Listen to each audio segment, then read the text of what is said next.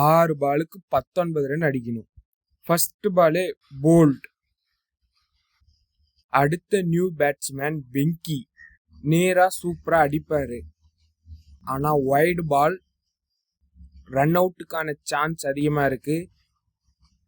Wide plus run out. 5 பாலுக்கு 18 run அடிக்கணும். இளவரசனா strike, நான் ஸ்ட்ரைக்கில் மணி அண்ணா. கண்டிப்பா இந்த பால் அடிச்சே ஆகணும்ன்ற டைம்ல இந்த பாலும் டாட். இப்போ 4 பாலுக்கு 18 ரன் அடிக்கணும். மீண்டும் டாட். இப்போ 3 பாலுக்கு 18 ரன் அடிக்கணும்.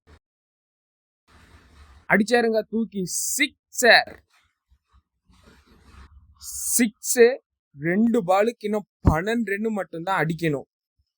இப்ப போடக்கூடிய பால் தான் முக்கியமான பால். இந்த பால் லெக் சைடில் அடிச்சிருக்காரு. ஃபீல்டர் வராரு, பட் மிஸ்ஃபீல்ட். பவுண்டரி. அது மட்டும் இல்ல, நோ பால் கொடுத்துருக்காங்க. த்ரோ அப்பீல் பண்ணதுனால நோ பால். இப்போ 2 பாலுக்கு 7 ரன் மட்டும்தான் அடிக்கணும். எங்க இருந்த மேட்ச் ஃபர்ஸ்ட் 3 பால் டாட்டு, அடுத்த 3 பாலுக்கு 18 ரன் அடிக்கணுங்கிற சமயத்துல 6 நோ பால் பவுண்டரி. இப்போ 2 பாலுக்கு 7 ரன் மட்டும்தான். அதோட இந்த பால் ஃப்ரீ ஹிட் வேற. என்ன பண்ண போறாங்க அப்படின்னு பார்ப்போம். Wait and watch. பவுலர் மாத்திட்டாங்க. ஃப்ரீ ஹிட் அடிச்சாருங்க தூக்கி. திரும்பவும் லெக் சைட்ல சிக்ஸர்.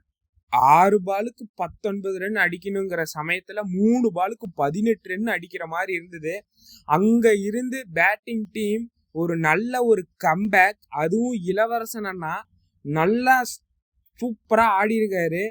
மேட்சை எங்கேயோ இருந்த மேட்சை KFCC பக்கம் கொண்டு வந்துட்டாரு. இன்னும் 1 பாலுக்கு 1 ரன் மட்டும்தான் அடிக்கணும். KFCC ஃபீல்டிங் மிஸ் பண்ணியிருக்காங்க.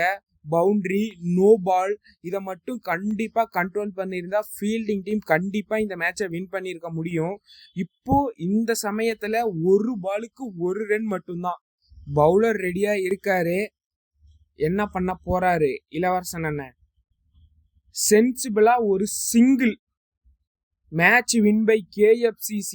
6 பாலுக்கு 19 ரன் அடிக்கிற மாதிரி இருந்தப்போ ஃபர்ஸ்ட் 3 பால் ஃபீல்டிங் டீம் பக்கம் தான் இருந்தது. லாஸ்ட் 3 பாலுக்கு 18 ரன் அடிக்கணுங்கக்குள்ள இளவரசன் மேட்சை முடிச்சு கொடுத்துருக்காரு KFCCக்கு.